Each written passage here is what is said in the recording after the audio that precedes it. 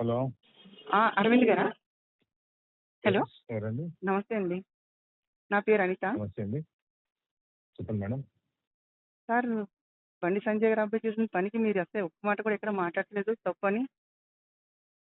Madam, Bandi Sanjay గారు అబ్బాయి చేసిన తప్పని మీరు ఒక్క చోట కూడా మాట్లాడలేదు. నేను Bharatiya Janata party MP madam. అవునండి. మా పార్టీలో అడిగినప్పుడు మా పార్టీలో మేము చెప్తాము.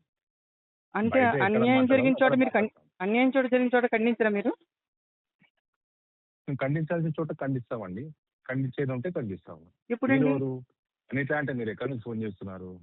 నేను లోకల్ అండి, హైదరాబాదు. నేను ఈ కష్టం లోకల్ హైదరాబాద్ లో అంటే 1,00,00,000 మంది ఉంటారు. మీరేంటి, వాట్ ఆర్ యూ? నేను ఒక ఉద్యోగిని, ఏం ప్రైవేట్ ఉద్యోగం ఒక చేస్తారు? ప్రైవేట్ ఉద్యోగిని. నేను ప్రైవేట్ ఎక్కడ? హైదరాబాద్లో ఉంటుంది, రెహమత్ హైదరాబాద్ లో నగర్. ఎక్కడ? ఏ కంపెనీ? ఉంటుంది, రెహమత్ నగర్. నేను అడిగిన దానికి మీరు అడిగేదానికి సంబంధం ఉందా సార్? మీరు నన్ను అడగడానికి మీరు ఎవరు మేడం? అరే, మీరు ఒక అధికారి అండి, ప్రజల అధికారి మీరు. అవునండి, ప్రజల నాకు మనిషి అండి. తెలుసండి. ఒక ప్రజలో నేను ఒక వ్యక్తిగా మనిషిగా మాట్లాడుతున్నాను. జరిగిన అన్యాయాన్ని మీరు ఎందుకు మాట్లాడలేదు అని. నేను మాట్లాడాలి, ఎక్కడ మాట్లాడకూడదు, ఏం మాట్లాడాలని నేను నిర్ణయిస్తాను మేడం. అంతేగాని తప్పని ఖండించడానికి మీరు రారు బయటికి.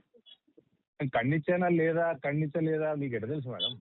అరే, నేను చూస్తాను కదా సార్, టీవీలు చూస్తాను, సోషల్ మీడియా చూస్తాను, అన్నీ చూస్తాను కదా. ఇట్లా ఫోన్లు చాలా వస్తాయి నాకు, అనిత గారు. ఓకే, నాకు మీరు నేర్పించాల్సిన అవసరం లేదు. మీరు నేను ఎక్కడ మీ- మాట్లాడాలి, మీ- ఏమి మాట్లాడాలి, మీకన్నా చిన్నదాన్ని అండి. మీకంటే ఎక్కువ రెస్పాన్సిబుల్ గా ఉంది మీకు, మేము మైనర్ల పట్ల ఉంటాం మీకుంది, కాబట్టి మాకు మీకుందండి. లక్షల మంది అందుకే ఓట్లు అడుగుతున్నానండి, వేస్తారండి. అందుకే అడుగుతున్నాను.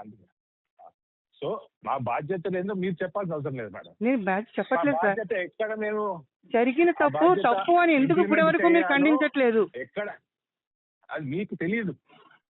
మీకు తెలియకపోతే నేను చేసినట్టు చేయనట్టు కాదు. ఓకే. ఓకే.